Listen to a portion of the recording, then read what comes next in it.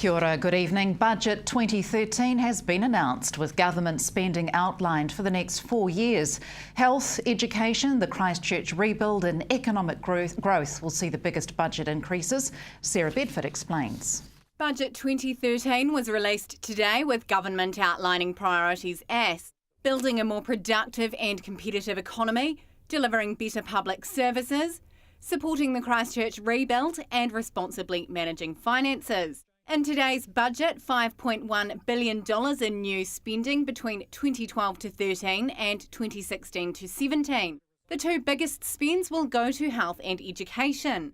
$14.7 billion will be spent on the health sector in 2013 to 14, with today's budget allocating $1.6 billion to new health initiatives and meeting population changes and inflationary pressures. Among extra spending in the sector over the next 4 years, $70 million on aged care and dementia services, $35.5 million on diabetes and heart disease, $100 million on population changes and cost pressures in disability support services, and $48 million on more elective operations.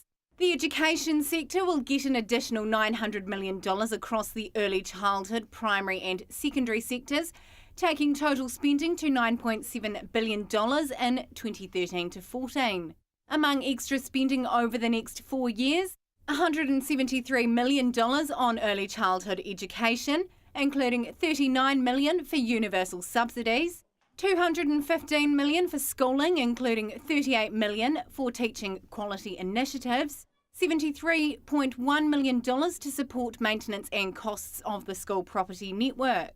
Building a more productive and competitive economy is among targets outlined in Budget 2013. Government says it will focus on increasing longer-term growth, productive investment and exports by helping businesses to be more competitive.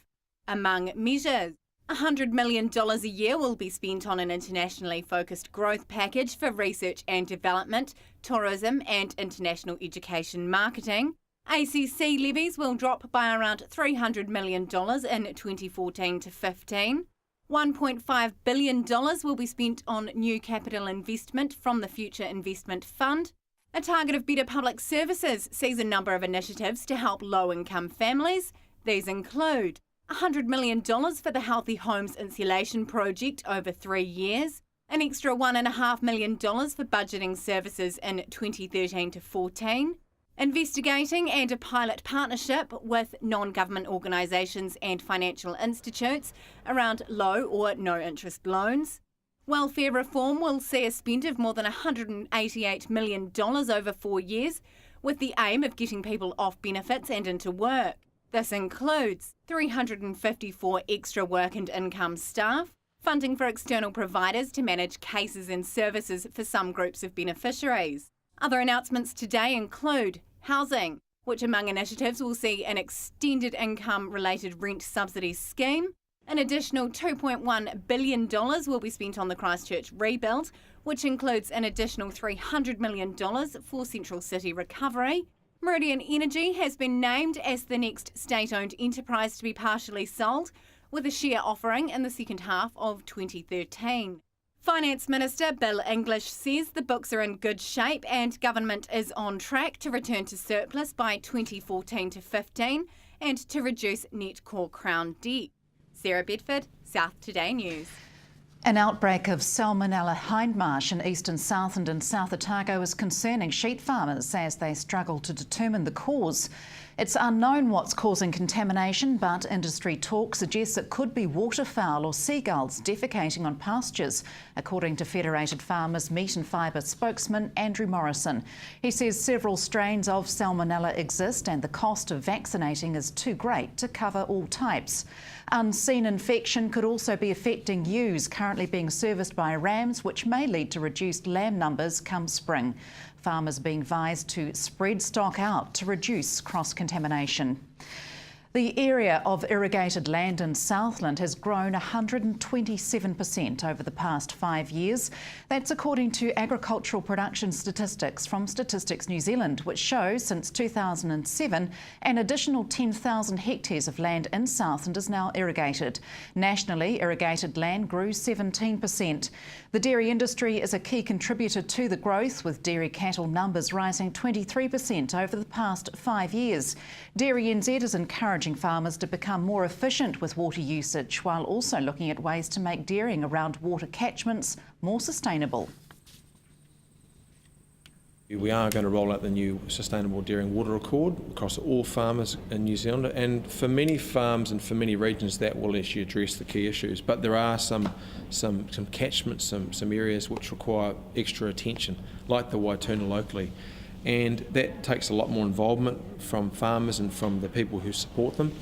It does come at a cost in terms of the work that we put in terms of Dairy NZ and Fonterra and other dairy companies. The Waituna, we've probably spent getting close to $1 million already just on help and advice to farmers and making changes.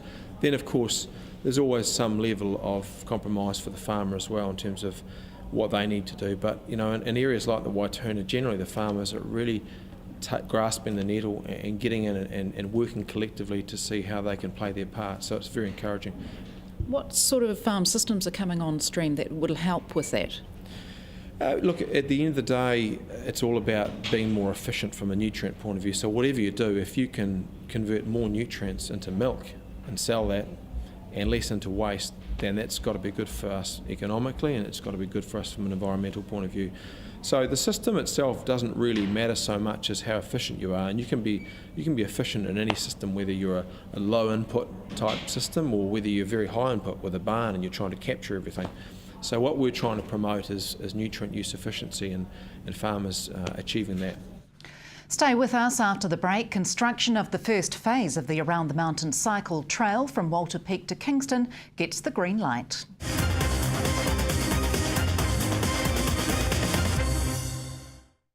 Welcome back. Construction of the Around the Mountain Cycle Trail from Walter Peak to Kingston will start in a matter of weeks, with phase 1 of the project getting the green light from Southland District Council. However, stage 2 is still undecided. Here's Sarah Bedford with the details.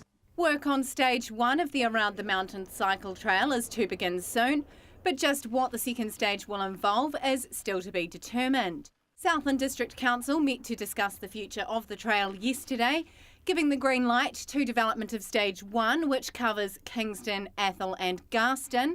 Mayor Frana Cardno says construction will begin soon. Well, as soon as possible. We have the tenders out there and they've been coming in a little bit under than we had anticipated, and so we hope to be able to start as quickly as possible. Government announced plans for quick start cycle trails in 2009 with the hope of stimulating the economy by creating jobs and attracting tourists. However, the Around the Mountain Trail has seen long delays. Mrs Cardno says changes to government funding and resource consents are to blame. A deadline for stage 1 had been set as the end of October, and she says council won't be far off meeting this. We mightn't quite meet it, but we're hoping to be getting pretty close. I mean, listen, that depends on weather, and we know what Southland's weather like. It could be brilliant. And I'm certainly the contractors are committed to get it done quickly. The shape of stage 2 of the trail will be decided in early 2014. Around stage 2 will be how we can fund that, so we'll be looking to perhaps where we can obtain that money to do that and how much it'll cost and define where that route will be. We can still do stage 2 using the road and Mavora Lakes and perhaps picking people up in the bus. So right now you could come up the lake on a boat and still do the whole cycle trail as anticipated by doing that. Five Rivers councillor John Douglas says news that the project is moving ahead will be welcomed by those living in the area. Well, there's huge relief in northern Southland that finally the Around the Mountain Cycle Trail is going to start. It's underway, the talk is about to come to an end and construction is about to start. He says there has been frustration at the time taken to get the trail started. Undoubtedly. I mean, the planning stage was much longer than we thought. There was opposition from Fish and Game and other interested parties as to the Upper Ariti, the route definition in the Upper Ariti, and that is why we've switched our focus to building stage 1 from Kingston to Lumsden to Mossburn. Businesses are counting on economic benefits from the trail, and despite the delay, Councillor Douglas says people haven't lost interest. Certainly people have expressed an interest in providing accommodation, meals, bike hire, bus transportation, and all that is in the infancy stage, and now we can start getting some traction in that area. The cycle trail will be completed in 2 stages, with the project expected to be completed by December 2015. Sarah Bedford, South Today News. Redundant chimneys at Invercargill houses remain a cause for concern for City Council, who says if a large earthquake struck, they could potentially cause serious damage. Council set up a blanket exemption last year which allows unreinforced masonry chimneys at urban dwellings to be removed without having to pay a consent fee of $110. The purpose was to encourage people to remove their chimneys. Council estimates there are thousands of unreinforced masonry chimneys at residential properties in the city. 7 homeowners have removed theirs using the exemption, and Building Regulation Services Manager Simon Tonkin says he's happy with progress. The exemption currently has no end date and does not apply to commercial buildings. New controls around the import, sale and supply of powerful handheld lasers are to be introduced, with an average of 2 laser strike incidents on planes every week in New Zealand. The Civil Aviation Authority says every year there are around 100 laser strikes on planes, which puts pilots' sight and passengers' lives at risk. High-powered laser pointers can cause eye injuries, blindness and skin burns, and ACC accepts around 10 claims a year for related injuries.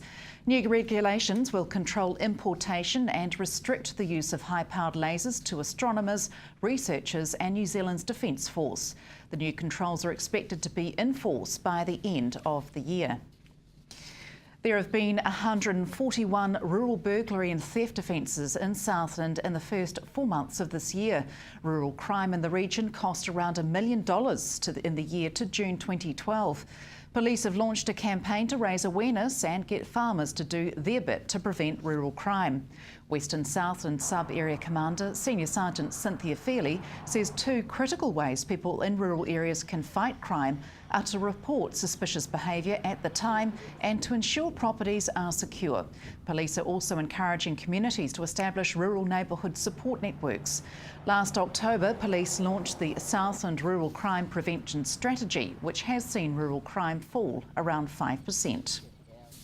And that's it from news. Coming up in sport, more from the 2013 New Zealand Division 2 swimming competition. Good night.